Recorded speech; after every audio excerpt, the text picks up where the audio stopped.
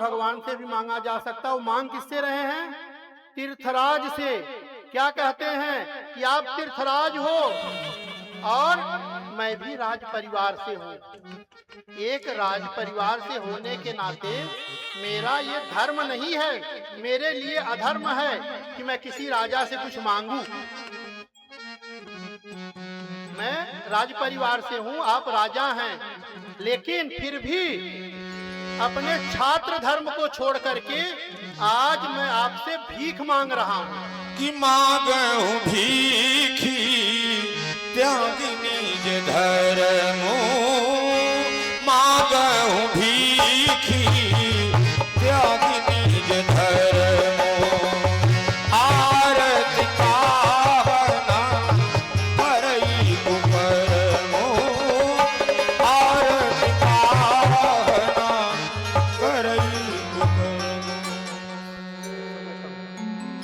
जब भरत जी ने मांगा तो तीर्थराज प्रयाग ने त्रिवेणी जी को माध्यम बना करके पूछा कि भरत जी आपको चाहिए क्या, आपको क्या चाहिए? तब भरत जी बोलते हैं कि धर्म न अर्थ न काम रुचि, गति न चाहो निर्वाण, जन्म जन्म रति राम पद, यह वरदान न आन। न तो मुझे धर्म चाहिए, न तो मुझे अर्थ चाहिए, न मुझे संसार का सुख चाहिए, न तो मुझे मोक्ष चाहिए। तो चाहिए क्या? कि मैं जब भी पैदा हूं, मैं जब भी जन्म लूं, रघुनाथ जी के चरणों में हमारी प्रीति हो। बस आप कृपा करके मुझको यही दे दीजिए कि जिस भी जन्म में रहूं, जहां रहूं, जैसे रहूं, रघुनाथ जी में हमारी प्रीति, उनके पद में हमारी प्रीति बनी रहे। अब यहाँ चौपाई एक आती है जिसका कि आप लोगों को जो है, आप लोग भी अगर अपने जीवन में उतार लें तो आप लोगों का भी जीवन धन्य हो जाए। गोस्वामी जी लिखते हैं कि सीताराम चरण रति मोरे, अनुदिन बढ़ऊ अनुग्रह तोरे, भरत बचन सुनी माझ त्रिवेणी, भई वेद बानी सुमंगल देनी, तात भरत तुम सब विधि साधु, रामचरण अनुराग अगाधो, वादी गलानी करहु मन माही, तुम सम रामहि को प्रिय नाही। त्रिवेणी भैया ने भरत जी के जीवन की प्रशंसा की है और कहा है कि आपके जैसा राम को कोई प्रिय नहीं है। और वहां से चले हैं, भरद्वाज जी के आश्रम में आए हैं और भरद्वाज जी ने भरत जी के लिए रिद्धि सिद्धि को बुला के, जब राम जी आए थे तो भरद्वाज जी ने रिद्धि सिद्धि को नहीं बुलाया था, आज रिद्धि सिद्धि को बुला करके भरत जी के लिए एकदम सुंदर व्यवस्था करवाई है। लेकिन लिखते हैं क्या कि संपत्ति चकई भरत चक मुनि आयस खिलवार, तेहनी से आश्रम पिंजरा राखे भाव इंकार। चकवा चकई एक पंछी हैं, वो दिन भर तो साथ में रहते हैं, लेकिन रात में जो है अगर कोई सरोवर है, नदी है, तो एक किनारे पे रहेगा, दूसरा दूसरे किनारे पे रहेगा। तो वही हालत है। बता रहे हैं कि मुनि भरद्वाज जी ने एक पिंजरा रखा जिसमें एक तरफ जो है सारी सुविधाएं रखी, दूसरी तरफ भरत जी हैं, लेकिन भरत जी ने उसकी तरफ देखा नहीं है। अब वहां से चले हैं भरद्वाज जी के आश्रम से।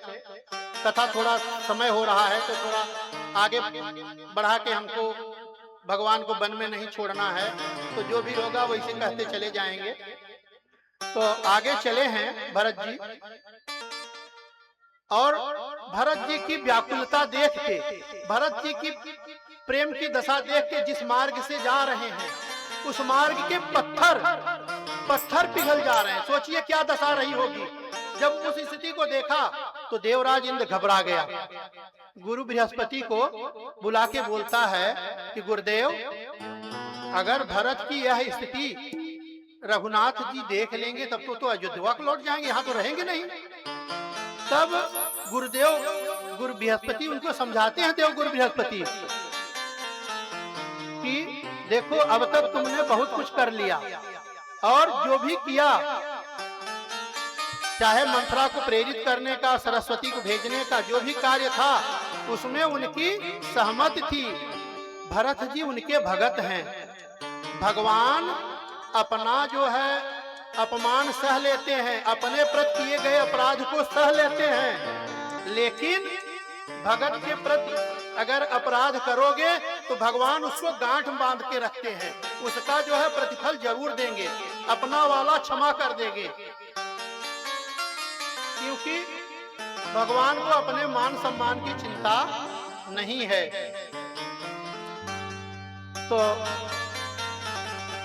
वहां पे भगवान बैठे हैं और कुछ मंत्रणा चल रही है। तब तक भरत जी की सेना का 60 में जाना है, अब आ गई भैया लोग। तो राम जी और लक्ष्मण का कुछ संवाद चल रहा है। तभी देखते हैं उत्तर दिशा में खूब धूल उड़ रही है, बहुत सारी धूल उड़ रही है।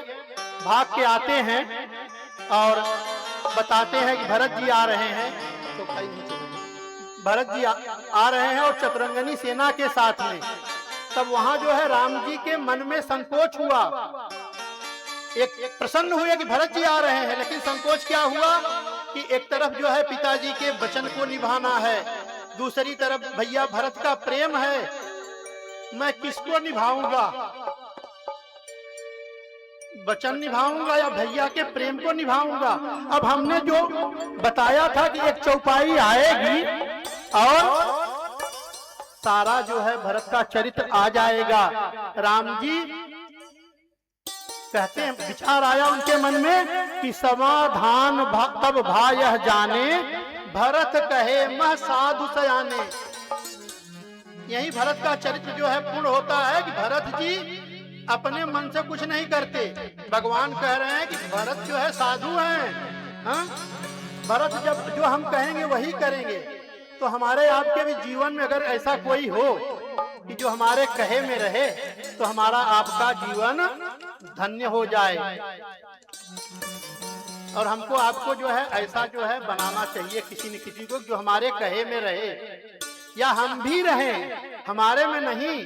जैसे हम परिवार में हैं, हम छोटे हैं, कोई बोले भैया फला काम करना है तो सीधा नहीं है कर लो, भैया से पूछ लेता हूँ, बाबूजी से पूछ लेता हूँ, पिताजी से मतलब दादाजी से पूछ लेता हूँ, फिर कर देता हूँ। इससे आपका जो है सम्मान परिवार में भी रहेगा, आपकी स्वच्छंदता पे अंकुश रहेगा। अब भरत जी पहुंच गए हैं वहां पे और लक्ष्मण जी क्रोध भी किए हैं। सब रामायण तो रामचरित तो सबको पता है, फिर भी जो जहां है कही रहा है। पीछे से गए हैं भरत भैया कि कहीं ऐसा नहीं हो कि राम जी को पता चले तो यहाँ से दूसरी जगह चले जाएं। और पाहि नाथ कही पाहि गोसाई, भूतल परे लकुट की नाई। पीछे से जैसे एक छड़ी रखो, छोड़ दो गिर जाए, भरत भैया इसी तरह से हे नाथ हे स्वामी कहते हुए गिर पड़े हैं। और लक्ष्मण जी बहुत क्रोध किए थे। क्या लक्ष्मण जी सुने तो रघुनाथ जी नहीं सुने होंगे? रघुनाथ जी और लक्ष्मण का जो संवाद चल रहा है, लेकिन वहां लक्ष्मण जी को बोलना पड़ा और बात अधूरी रह गई। इसलिए भगवान को प्रणाम करते हुए बोले, क्या बोले कि भरत प्रणाम करत रघुनाथा। इतना सुनना था कि उठे राम सुन प्रेम अधीरा, कहूं पट कहूं निसंग धनु तीरा। अच्छा, भरत जी कितना पदार्थ छोड़ के आए वहां तीर्थराज प्रयाग में? कितना छोड़ के आए? 4, धर्म अर्थ काम मोक्ष। भगवान राम यहाँ कितना छोड़ रहे हैं? 4। ये भी चारों छोड़ रहे हैं कि भरत ने जो छोड़ दिया वो हमको भी नहीं चाहिए। तो लेकिन क्या छोड़ रहे हैं कि कहूं धन कहूं निसंग पट। तो पट है, निसंग है, तर्कस और धनुष है, तीर है, इन चारों को छोड़ दिया है। क्यों? पट विचार करता है कि मैं अगर प्रभु से लगा रहूंगा, प्रभु के हृदय पट यही धारण किया जाता है बाएं तरफ, अगर मैं यहाँ हूँ तो भैया भरत को गले लगाएंगे रघुनाथ जी, तो मैं बीच में अवरोध बनूंगा। तो जब दो भाई मिले तो हमारा क्या काम है, इसलिए वो अलग हो गया। शस्त्र क्यों अलग हुआ कि दो भाई प्रेम से मिल रहे हैं, और जब दो भाई प्रेम से मिले तो शस्त्र का वहां काम नहीं, वहां प्रेम का काम है। जो जब दो भाई मिले तो प्रेम से मिले। वहां पे 5 सभा होती है, जनक जी भी आ जाते हैं। सारा कुछ होने के बाद गुरुदेव समझा देते हैं पहले ही कि मेरा कहा मानो। तो रघुनाथ जी भगवान हैं, वो जैसा चाहे वही करो, मेरी मति ये है, लेकिन आप लोग स्वतंत्र हो, अपने अपने हिसाब से करो। एक प्रसंग आया कि एक काम करो, आप शत्रुघ्न के साथ में बन चले जाओ, और रघुनाथ जी लक्ष्मण मैया जानकी के साथ घर आए। भरत जी बोले ठीक है, फिर बोले वो भी नहीं, हम तीनों भाई बन जाते हैं, 14 बरस नहीं, कानन करहु जन्म भर बासा, पूरा जीवन हम जंगल में बिता देंगे। यहाँ पे गोस्वामी जी ने लिखा है कि भरत महामहिमा जल राशि, मुनि मति तीर थाढ़ अबलासी। भरत जी की महिमा इतनी है, इतनी हो गई है कि वशिष्ठ जी की मति को, वशिष्ठ जी ने ही कहा था ना कि आप जो है ऐसा करिए तो हम ऐसा कर देंगे। बोल रहे हैं कि जो ये भरत की महिमा रूपी समुद्र है, उसके किनारे पे आज वशिष्ठ जी की मति जो बुद्धि है कैसी खड़ी है, जैसे अबला, मतलब जिसका कोई जो है अवलंबन न हो। ये तो है हमारे भरत भैया का चरित्र। समय नहीं है तो थोड़े में आगे बढ़ते हैं। 5 जब जो है वहां पे सभा हुई है, उसके बाद ये निकल के आया है। राम जी बोलते हैं भरत भैया से कि आप जो कहोगे वह कर लूंगा, लेकिन भरत जी कहते हैं कि अगर जो है मेरे कहने से राम जी करे तो मेरे सेवक धर्म नहीं है। हाँ, एक इशारा करते हैं कि जिस सत्य को पालन करने के लिए हमारे पिताजी चले गए, जिस सत्य के लिए हम वन में आए, अब उस सत्य का पालन मैं करूं वन में, और आप जाकर के अयोध्या में अगर करो तो ठीक है। भैया भरत ने उसी बात को पकड़ लिया है और बोले हमको आज्ञा दीजिए, हम थोड़ा यहाँ भ्रमण कर लें। भैया वहां पे चित्रकूट में 5 दिन भ्रमण किए हैं। उसके बाद में कह तो नहीं पा रहे हैं, लेकिन रघुनाथ जी जान गए कि इनको अवलंब चाहिए, एक सहारा चाहिए। तब जो है क्या किए हैं भगवान ने जो है अपनी पादुका को भरत जी को दे दिया है।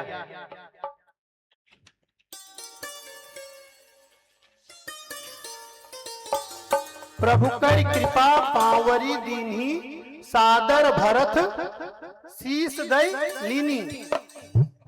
और क्या समझा उस पादुका को? ऐसा लगा कि मानो राम जी और जानकी जी मिल गए हों। भाव क्या कि राम जी जानकी जी मिल गए हों। और पादुका को लेकर के भरत जी आते हैं अयोध्या में आकर के भरत जी सिंहासन पर पादुका को पधराते हैं। गुरु वशिष्ठ जी की आज्ञा से सारा जो है कार्य करते हैं, और अब खुद जो है, और इधर राम जी आगे बढ़े हैं। राम जी आगे बढ़े, यहाँ पे अरण्य कांड है, कथा होगी नहीं, बस ऐसे राम जी को अयोध्या पहुंचा देना है, बीच में नहीं छोड़ना है, मर्यादा है। तो अरण्य कांड की कथा है। अरण्य कांड सबसे जो है रामायण का वो अरण्य कांड है। यहाँ जो है माया मृग है, माया की सीता है, और माया से कैसे बचना है इसका ही जो है विस्तार है अरण्य कांड में। अरण्य कांड में ही 3 भगवत प्रेमी भक्तों का उद्धार हुआ है। कौन है? गीध अदम ठग आमिष भोगी, गति दीन्ही जो जाचत जोगी। दूसरी है मैया सबरी, अधम ते अधम, अधम ते अधम, अधम अति नारी, तिनमह मैं मतिमंद अघारी। तज जोग पावक देह हरिपद लीन भई जह नहीं फिरे। हाँ, सबरी मैया को दिया। उसके बाद में आगे बढ़े हैं और सरभंग ऋषि को दिया है। फिर पंपा सरोवर पहुंचे हैं, सुग्रीव जी से मिताई हुई है।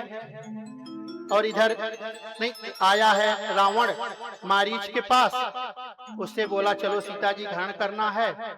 सीता जी को हर के लेके गया है, उसी के जो है खोज में तो पहुंचे हैं यहाँ सब जगह। और फिर किष्किंधा में हनुमान जी पंपा सरोवर पर मिलके लेके जाते हैं, सुग्रीव से मिताई करवाते हैं, और वहां से सीता जी की खोज के लिए इधर उधर दूत भेजे जाते हैं। हनुमान जी लंका में जाते हैं, और जब लंका में हनुमान जी प्रवेश करते हैं तो वहां जो है एक सुंदर उदाहरण है हमारे आपके लिए। क्या कि लंकनी क्या बोली है हनुमान जी से? लंकिनी क्या बोली है?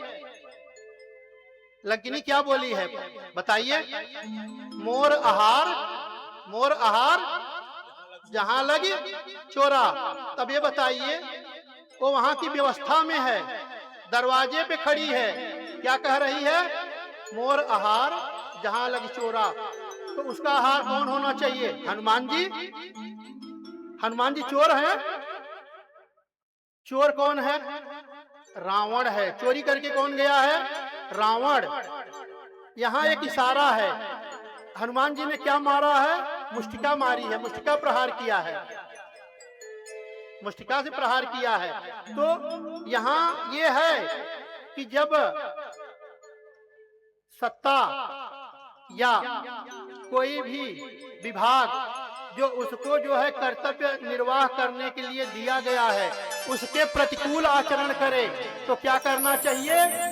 समाज के छोटे बड़े सारे लोगों को एक हो करके मुट्ठी बनकर उसके ऊपर प्रहार करना चाहिए, उसके ऊपर प्रहार करना चाहिए।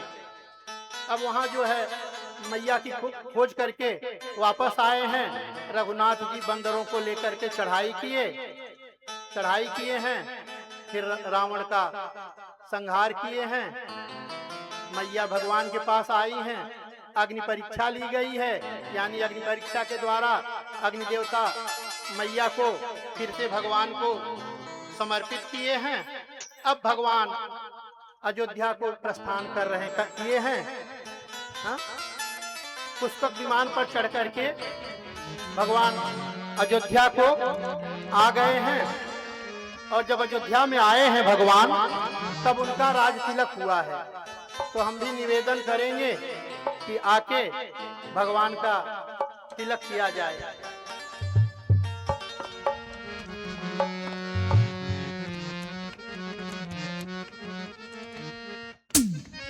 तिवारी जी आइए।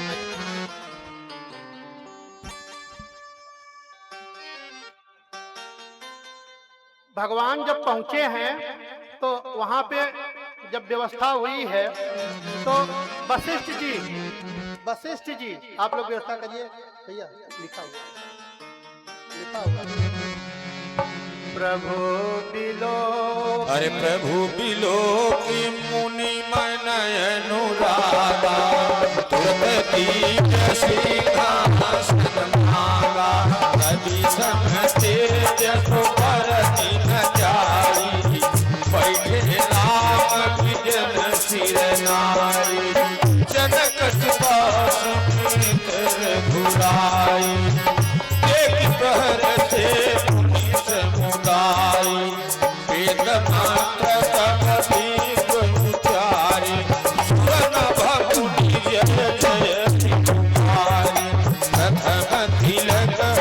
इष्ट मुनि कीना मुनि सब विप्रहराय सुदीना धर्म तिलक वशिष्ठ मुनि कीना मुनि सब विप्रहराय सुदीना। बोल सियावर रामचंद्र की जय हो। राम जी की आरती।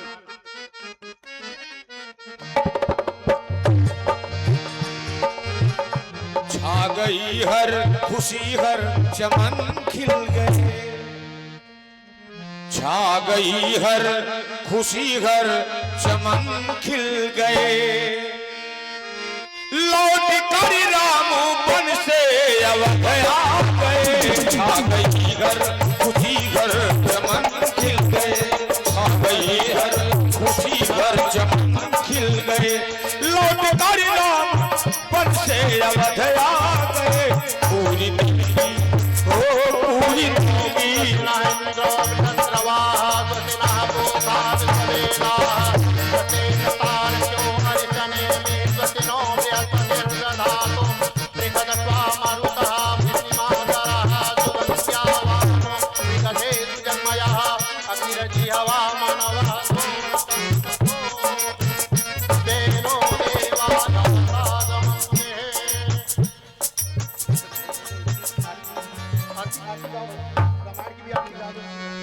आरती श्री रामायण जी की कीर्ति कलित ललित शिव की आरती श्री रामायण जी की कीर्ति कलित ललित सिया पे हर पावन ब्रह्मादिक मुनि नारद वाल्मीकि विज्ञान विशारद सुख संतादि से सारम बरनि पवन सुत कीर्ति की आरती श्री रामायण जी की कीर्ति कलित ललित सिया पावन वेद पुराण अष्टदश छौ शास्त्र सब खन घोर मुनि जन धन संतन को सरबत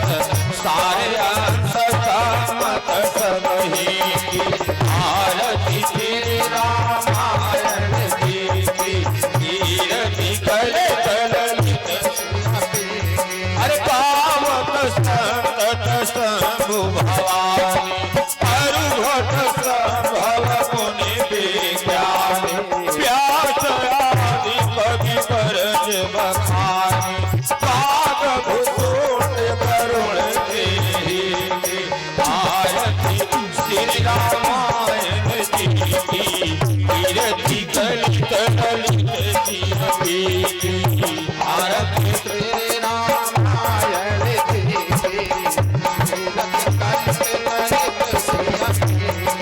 कलिमल हरनि विषय सखी सुमग सिंगार मोहि जुबती कलन रोग भव मोरिय तात मात सब विधि तुलसी आरती श्री रामायण जी की कीर्ति कलित ललित शिव आरती कर पूर्ण गौरम करुणावतारम संसार सारम भुजगेन्द्रहारम सदा भद्रम हृदयारविन्दे भवं भवानी सहितं नमामि त्वमेव माता प्रपिता त्वमेव बन्धुजनता त्वमेव त्वमेव विद्या द्रविडं त्वमेव सर्वं मम देव देवा अच्युतं केशवं रामं नारायणं सदामोदरं वासुदेवं हरिं श्रीहरिमाधवं गोपिकावल्लभं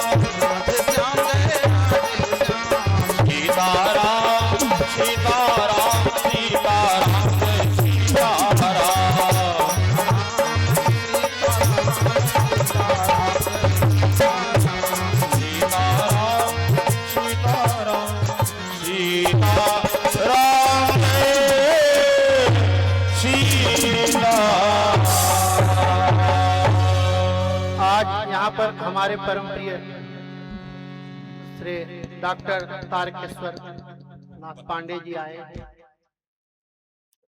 कथा सुनने।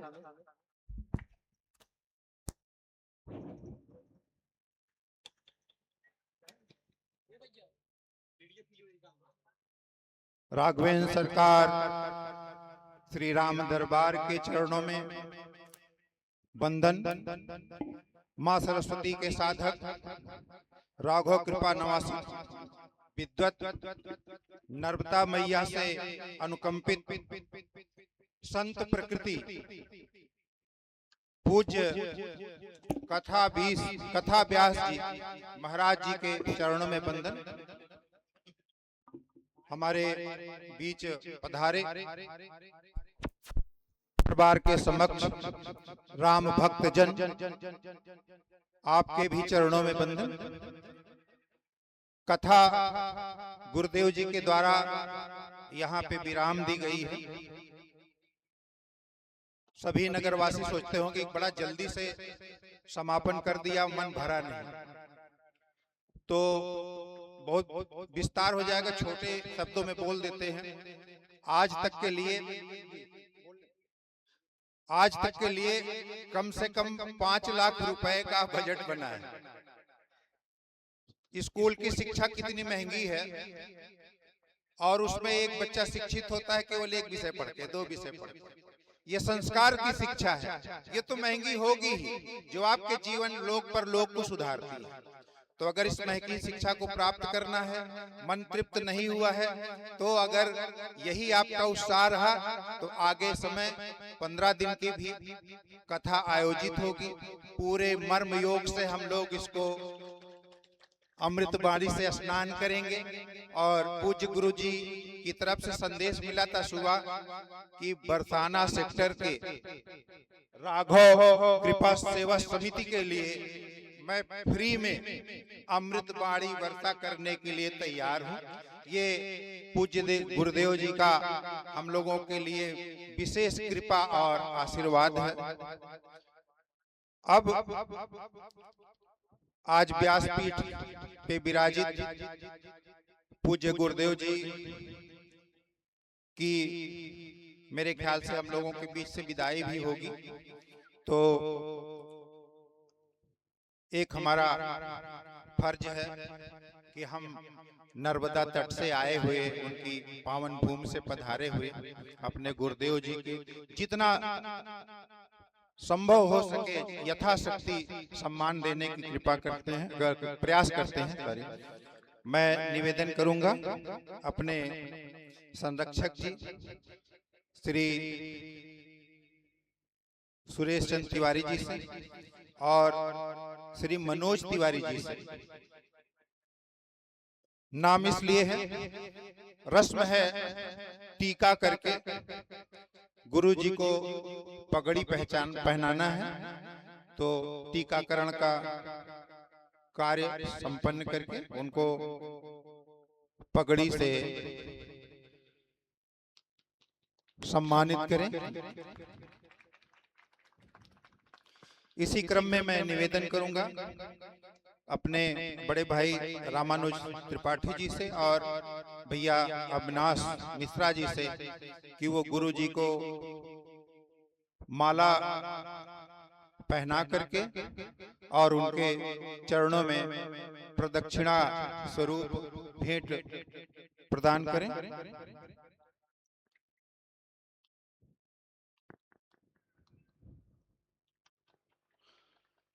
अब मैं निवेदन करूंगा भैया सुधांशु यादव जी से और भैया श्री योगेंद्र कुमार राय जी से कि वह गुरुदेव जी को साल भेंट कर उनसे आशीर्वाद प्राप्त करें और उनका सम्मान करें।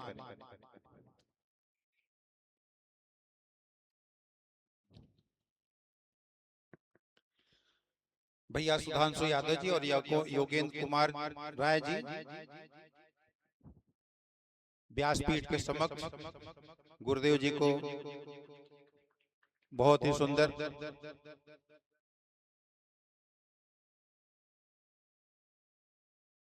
अरुणामयी साल प्रदान की गई। अब मैं निवेदन करूंगा श्री कांति प्रसाद चतुर्वेदी और अरविंद कुमार सिंह जी से कि वो गुरुदेव जी को पूरे परिधान उनको भेंट कर उनसे आशीर्वाद प्राप्त करें। सबसे प्रमुख चीज है, कहीं पे आप गए हैं उसकी याद धीरे धीरे धूमिल होने लगती है, लेकिन अगर कोई स्मृति चिन्ह साथ में हो तो वो पुनः उस याद को ताजा कर देती है। तो मैं निवेदन करूंगा हमारे भैया श्री संजय मिश्रा जी से, जो हमारे इस समिति के अध्यक्ष भी हैं, और साथ में श्री विजय कुमार सिंह जी जो उप प्रबंधक हैं। आप दोनों लोगों से निवेदन है कि गुरुदेव को स्मृति चिन्ह प्रदान कर उनसे आशीर्वाद प्राप्त करें और उनका सम्मान बढ़ाएं। चूंकि कथा बहुत जल्दी में कहना पड़ रहा है, इसलिए मैं ज्यादा समय नहीं लेना चाहता।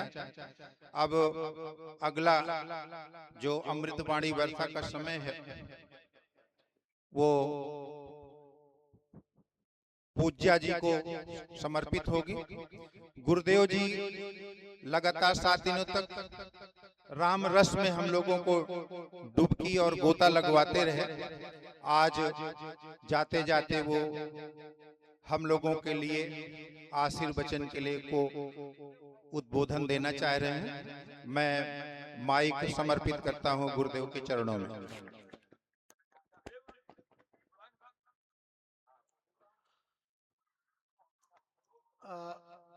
मन इतना अभिभूत है कि मैं चाह करके भी कुछ शायद ही कह पाऊं। स्मृति चिन्ह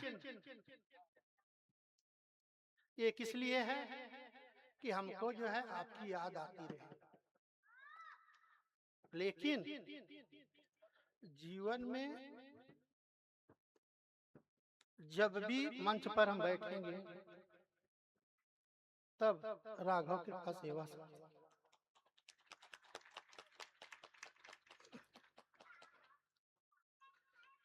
आपने इतना प्रेम दिया कि हमको जाते हुए कष्ट हो रहा है। इतना प्रेम, इतना लाड मिला यहाँ पे। बस एक ही काम करिएगा, भगवान की शरण में जाइए, जिससे हमारा कथा कहना सार्थक हो। कुछ 2-4 जन भी अगर उसको ग्रहण करेंगे तो हमारा भी जीवन सुधर जाएगा। ज्यादा बोल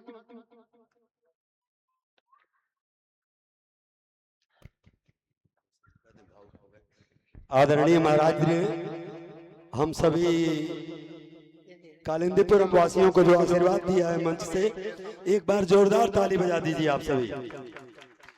कहते हैं कि व्यासपीठ से जो आदमी बोलता है वो सत्य बोलता है, उसके अंतरात्मा की आवाज होती है वो। और महाराज जी आप हमारे बीच में इतना आशीर्वाद प्रदान किए हैं हम सभी कालिंदीपुर वासियों को कि हम लोग आपके अनुग्रहित रहेंगे, आभारी रहेंगे। आपका यह अनुग्रह हमेशा हम याद रखेंगे महाराज श्री। बहुत बहुत धन्यवाद। मंच से उतरने के पहले निवेदन है, गुरुदेव जी थोड़ा 5 मिनट और समय दें। सबसे वयोवृद्ध हमारे परम पूज्य पिता तुल्य माता प्रसाद तिवारी जी यहाँ पे उपस्थित है। सबसे बुजुर्ग जिनकी उम्र 92 साल है, इस पड़ाव तक पहुँचते पहुँचते लोग की हाल बेहाल हो जाती है, लेकिन हम लोग भाग्यशाली है। इस पावन भूमि का, बरसाना सेक्टर की भूमि और मिट्टी का प्रभाव है कि आज वो हमारे बीच हैं। वो गुरुदेव जी को माला पहना करके उनका सम्मान बढ़ाने की